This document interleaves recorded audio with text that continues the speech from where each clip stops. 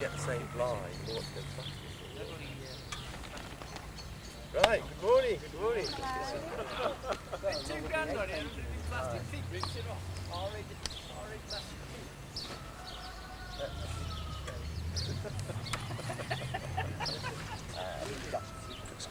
Grab yourself a helmet.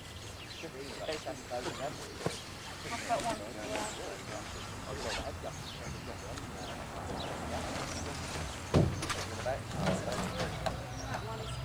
Well, there's a pack now, Paul. Oh right, yeah, for the insurance, yeah, take that back.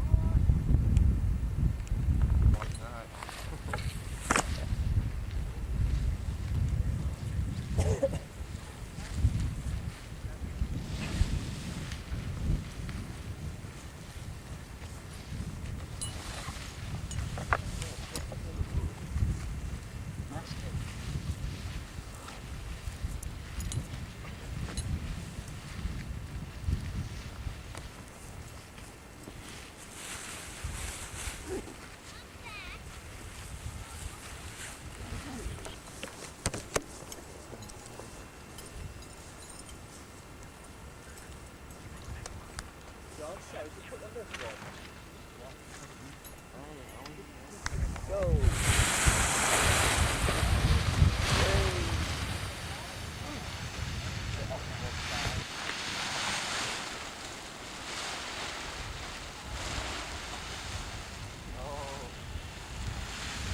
That's better.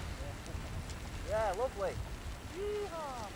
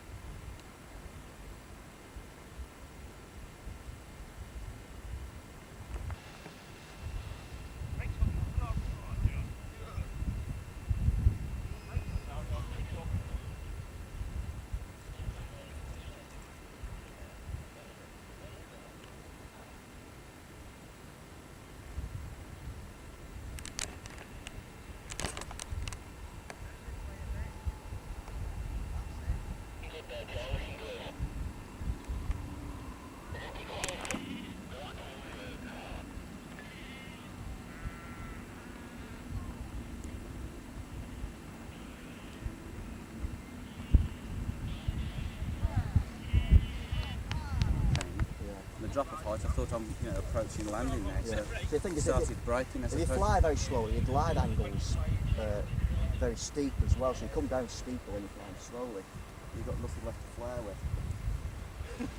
That's his first go. Yeehaw!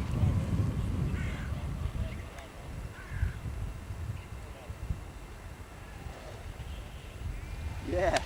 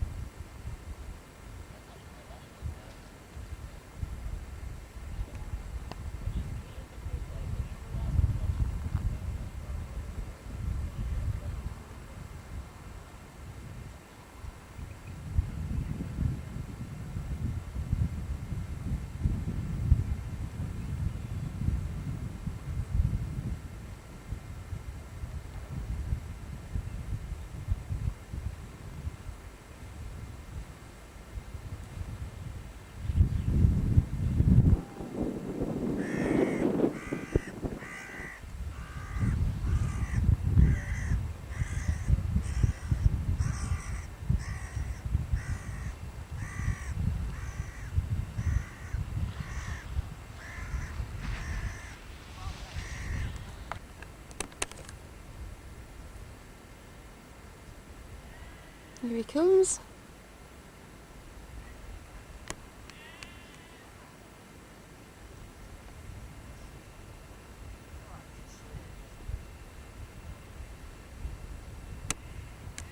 I hope so, in a minute anyway.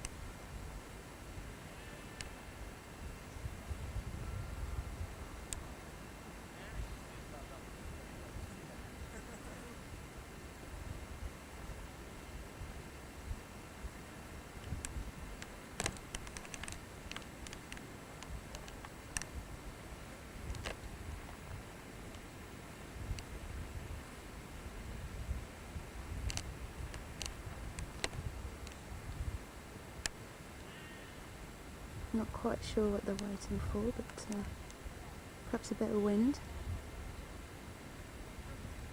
They're in the best chance.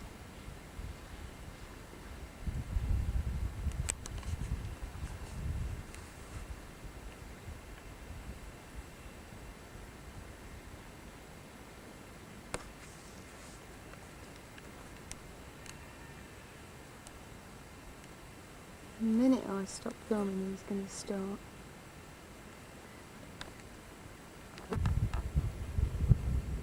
Okay, I think we're ready.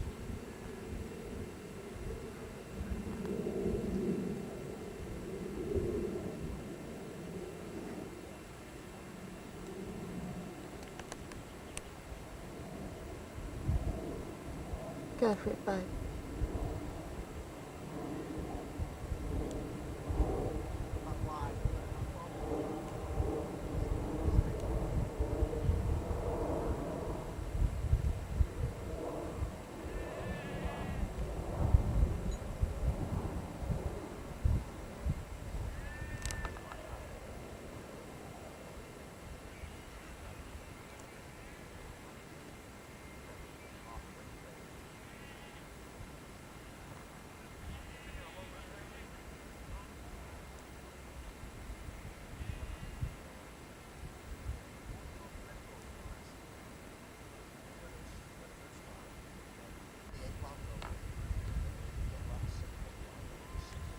Right, what happened was Ian, I don't know why, but Ian's taken his harness off and now Debbie's going.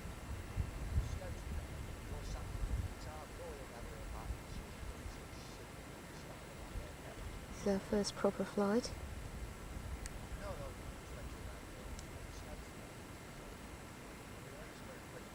And they're waiting again for something.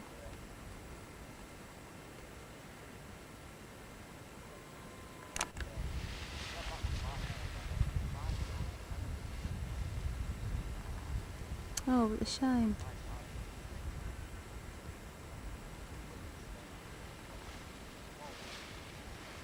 No, collapsed.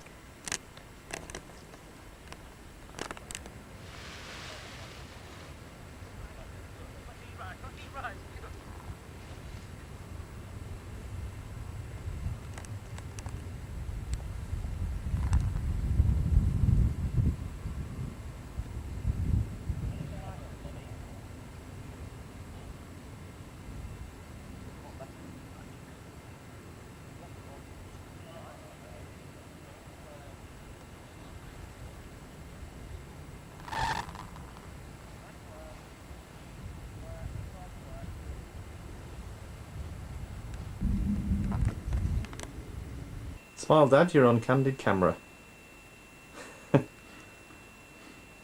It's a long time since I've been on that. I should have thought. Actually, I thought of writing my life story one way and another, but I don't think I've got the energy now. There was been so many incidents, Yeah. and so many good things too. Mainly good things. Well, what about talking into this? I could leave it with you. Well, I've got a got a tape recorder downstairs, so I could have a go at that, I think, and work it from there. But this would be quite good though, because you could talk into the camera, and then I could go in the car to the places you talk about and shoot the pictures of the places and the pictures, and then we could make a film. Well, there's all the thing about my first flight that I told you about, Uh-huh. didn't I? Your first flight? Yes. Sir Alan Cobham's Air Circus came to Chorley, Yeah. and they had a field at Exton, and they put a Hessian round, and it was a Sunday. You had to pay £6 to get in, which was a lot of money in those days. Yeah. And my father gave them the £6, and they went back. And when you got in, they had a raffle, and I won. All And I right. should have gone back to church. I was in the choir, so I didn't know what to do. Anyway, it was a biplane, two-seater biplane, with the canvas fuselage, wooden struts. And when they saw it was only a small boy, they said, would I mind if another laddie been helping them sat on my knee? And I said no. And of course, as a kid, you know exactly what's been going on. And the aircraft used to go over Chorley twice a day on a stunt advertising where it Sorry. used to loop the loop, nosedive, side slip. Yeah. And I was looking over the side, a brilliant sunny evening, and I'm looking at Astley Park and the lake down below, and suddenly I heard the engine rev, and I thought, oh my God, it's going to loop. We weren't strapped in, Oh no. and I grabbed these struts like anything. But you don't come out, you get pushed over like that. And then he did he did all these other things, and I was then had to go had to go home, having missed the church, and I was worried about that. But when I told my mum and dad, who'd been to church, they noticed I hadn't been there, but they weren't worried, and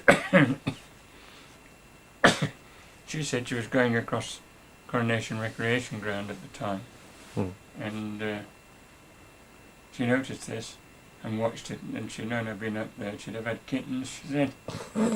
Now the funny thing is, we took Katie and Lindsay to Southport, and she had an equally dramatic first flight, because Katie, the quiet one who does the embroidery, is the daredevil, wanted to go on big tippers and everything.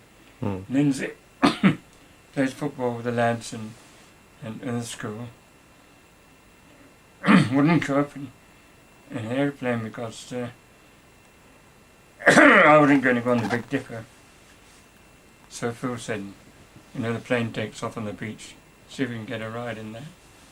And he said £35 was a longer flight, 25 short flight, me and the two children, but Lindsay wouldn't go. So I said, well, it was a Cessna, and the seat folds up like it does on a car, so you can go back, sit at the back. He said, who's going in the front? I said, Katie, she's never been in a plane before. So he set her down there. I said, you haven't been in a plane before? She said, no. Right, he takes off, and he said to her, now gently hold the control. It was a twin control teaching plane. And right, he said, you're flying. And I said, ever so gently turn to the left. And she did. He said, you see that wreck out in the river, Ribble? Aim for that. Which she did. She got to the wreck. He said, now gentle turn to the left. It was gentle. And she turned it to the left. And then turned back, and he opened the throttle. He said, pull it towards you gently. And went up. And he said, push it forward. Now he said, you see the pier over there? Turn it gently and aim for the centre of the pier. So she aims for the centre of the pier. And as we get to the pier, he said, right, I'm taking over now. And lands the plane. of course I couldn't get out first because I'm in this seat that'd have to be tipped up. She got out first. Phil went toward her and said, "Did you enjoy that?" And with an absolutely deadpan face she said, "Huh! First time in an aeroplane and I had to drive it." But I thought we both had memorable flights for our first flight that we'll always remember. Brilliant.